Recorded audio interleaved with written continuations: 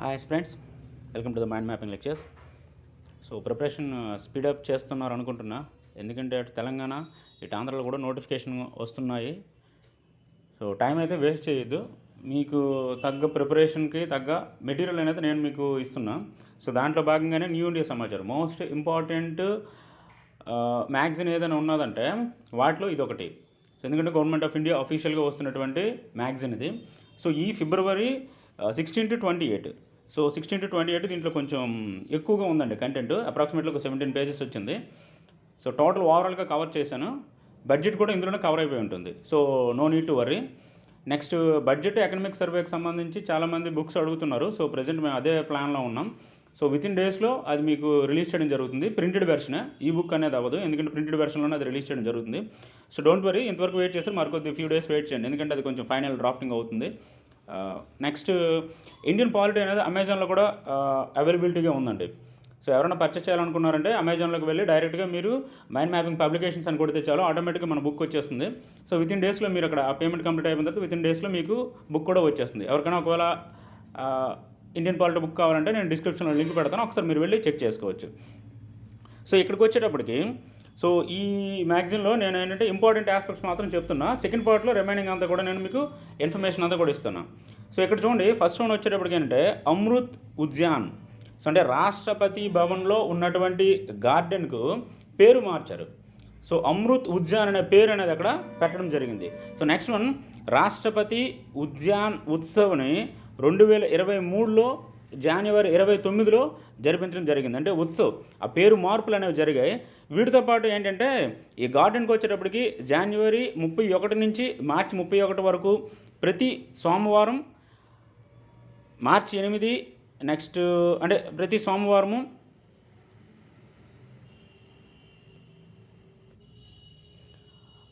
మార్చి 8 మరియు 26 మార్చి మినహాయించి మిగిలిన అన్ని రోజులు కూడా ప్రజల యొక్క సందర్శనం కోసం ఉంచారు. సో ఇక్కడ మార్చి 26 ఆ డిఫరెన్స్ ఎందుకనేది మనం పక్కన పెడితే, సో ఇక్కడికి వచ్చేటప్పటికి ఏంటంటే మార్చి 28, 29, 30, 31కి వచ్చేటప్పటికి పర్టికులర్గా ఒక సెపరేట్ కేటగిరీ ఆఫ్ పీపుల్కి ఏంటంటే సందర్శనం కోసం ఇవ్వడం జరిగింది.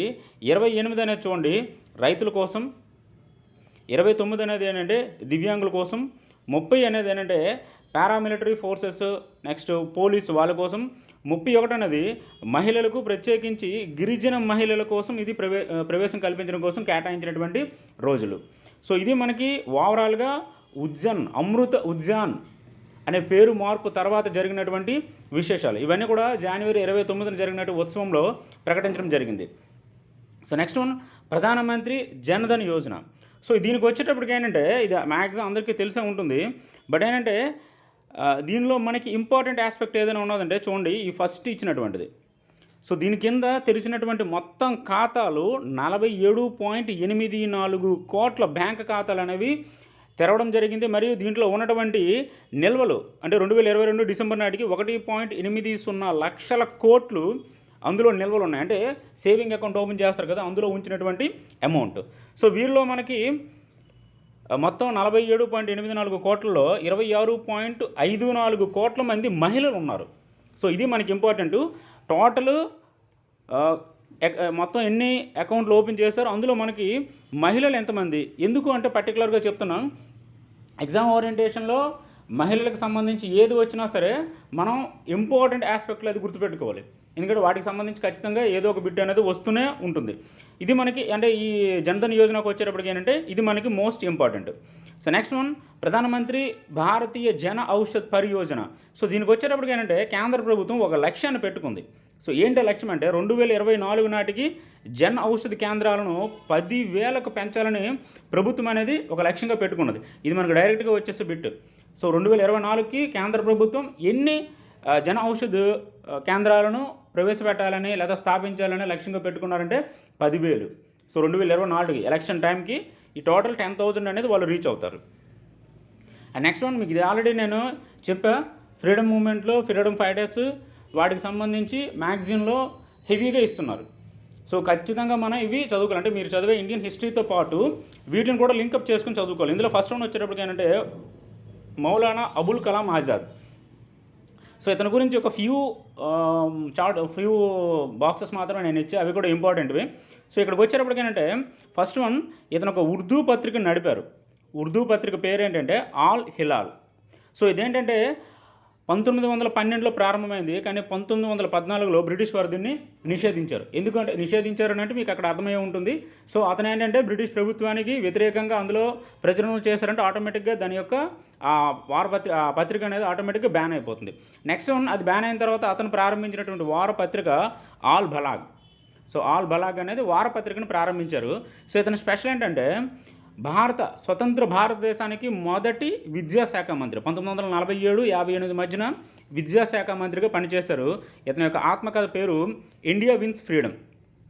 సో ఇతనికి వచ్చేటప్పటికి ఏంటంటే ఈ రెండు మనకి ఇంపార్టెంట్. సో ఇతను మరణాంతరం ఇతనికి భారతరత్నను ప్రకటించారు 1992లో. మరియు ఇతని యొక్క జన్మదినాన్ని జాతీయ విద్యా దినోత్సవంగా జరుపుకుంటున్నారు. ఎప్పుడు అంటే నవంబర్ 11 అనేది మనకి జాతీయ విద్యా దినోత్సవం. సో మనకి మౌలానా అబుల్ కలాం గారి యొక్క బర్త్డే, అతని యొక్క జన్మదినాన్ని ఈ విధంగా జరుపుకోవడం జరుగుతుంది. So next one, Vijay Singh Pathik. So ఇతనికి వచ్చేటప్పటికి ఏంటంటే ఫస్ట్ వన్ చూడండి, రాజస్థాన్ కేసరి. ఇతన్ని రాజస్థాన్ కేసరి అంటారు, లేదా రాష్ట్రీయ పాతిక్ అంటారు. సో ఏంటంటే ఇతను రాజస్థాన్ కేసరి అనే పేరుతో ఒక వారపత్రికను ప్రారంభించారు. ఆ పత్రిక యొక్క పేరే ఇతనికి వచ్చేసింది, రాజస్థాన్ కేసరి అని. సో నెక్స్ట్ వన్, ఇతనేంటంటే విజయ్ సింగ్ పాతిక్ ఏంటంటే రైతుల్లో అవగాహనను పెంచి స్వాతంత్రానికి సన్నద్ధం చేశారు. సో ఏంటంటే స్వాతంత్రానికి, ఆ మూమెంట్కి అక్కడ ఉన్నటువంటి రైతుల్లో ఒక రకమైనటువంటి విప్లవాన్ని రాజేసినటువంటి వ్యక్తి ఇది. సో ఇతనికి వచ్చేటప్పటికి ఏంటంటే ఆ కార్యక్రమానికి ఒక పేరు పెట్టుకున్నారు, బిజోలియా కిసాన్ ఆందోళన్ అనే పేరుతో ఉద్యమాన్ని చేశారు. ఇక్కడికి వచ్చేటప్పటికి ఏంటంటే ఇతను స్థాపించినటువంటి ఒక సంస్థ 1920 అజ్మీర్లో స్థాపించారు. దీన్ని రాష్ట్రీయ సేవా సంఘ్ అనే పేరుతో ఒక సంస్థను స్థాపించడం జరిగింది. ఏదైనా సరే మనకి ఇతను ఆస్పెక్ట్లో మనకి ఇంపార్టెంట్ ఏంటంటే Rajasthan Kesari. So next one, Bijolia Kisan Andolan అని రైతులతో ఒక ఉద్యమాన్ని నడిపించారు. Next one, Rafi Ahmed Kidwai. So ఇతనికి వచ్చేటప్పటికి ఏంటంటే ఆస్పెక్ట్ ఒక్కటే ఇంపార్టెంట్, 1950లో పర్యావరణ శాఖ మంత్రిగా చేసినటువంటి వ్యక్తి. సో ఇతను ఏం చేశారంటే పర్యావరణ శాఖ మంత్రిగా ఉండేటప్పుడు తొలి వన మహోత్సవాలను జరిపించారు. సో అవే మనం ప్రతి సంవత్సరం కూడా జరుపుకుంటున్నాం. ఎప్పుడు అంటే జూలై 1 నుంచి 7 మధ్యన వన మహోత్సవాలను జరుపుతున్నాం. సో దాన్ని ప్రారంభించినటువంటి వ్యక్తి ఎవరంటే రఫీ అహ్మద్ కిద్వాయ్. నెక్స్ట్ వన్, మరొక అతను ఉన్నారు. సో గణేష్ వాసుదేవ్ మౌలాంకర్. ఇది అందరికీ కాంపిటేటివ్లో ప్రిపేర్ అయ్యే వారు అందరికీ ఇది ఐడియా ఉంటుంది. భారతదేశానికి స్వతంత్రం వచ్చిన తర్వాత మొదటి లోక్సభ స్పీకర్. సో ఇతను రచించినటువంటి గ్రంథం ఏంటంటే మానవతన జున్నా. సో ఇతను మన జైల్లో ఉండేటప్పుడు గుజరాతీలో రచించినటువంటి ఒక గ్రంథం. దీని యొక్క స్పెషల్ ఏంటంటే ఖైదీల యొక్క నిజ జీవిత గాథలను ఏంటంటే ఇందులో చెప్పడం జరిగింది. సో ఇది మనకి 16 to 28 ఉన్నటువంటి ఈ ఆ టైం పీరియడ్లో ఉన్నటువంటి బుక్లో మ్యాగజైన్లో వచ్చినటువంటి ఇన్ఫర్మేషన్. ఇంక రిమైనింగ్ వచ్చేటప్పటికి ఏంటంటే ఇది బడ్జెట్, నేను ఇది ఏంటంటే కంప్లీట్గా బడ్జెట్ పైన కాన్సన్ట్రేట్ చేస్తూ ఇస్తున్నటువంటిది. నెక్స్ట్ పార్ట్లో నేను మీకు చెప్తా, ఎందుకంటే ఇది లెంగ్త్ అయిపోతుంది, చాలా హెవీ. టోటల్ కంటెంట్ అంతా కూడా హెవీగానే ఉంది. మొత్తం అంతా కూడా బుక్లో నేను మీకు ఇవ్వడం జరిగింది. లింక్ డిస్క్రిప్షన్లో ఉంటుంది, మీరు డైరెక్ట్గా అక్కడి నుంచి మీరు డౌన్లోడ్ చేసుకోవచ్చు. సో ఎగ్జామ్కి ప్రిపేర్ అయ్యే వాళ్ళకి మరొక ఇన్ఫర్మేషన్ చెప్తున్నా. సేమ్ ఎట్లా అయితే మ్యాగజైన్ వస్తుందో ఇండియన్ పాలిటీ బుక్ను కూడా సేమ్ అలానే రిలీజ్ చేయడం జరిగింది.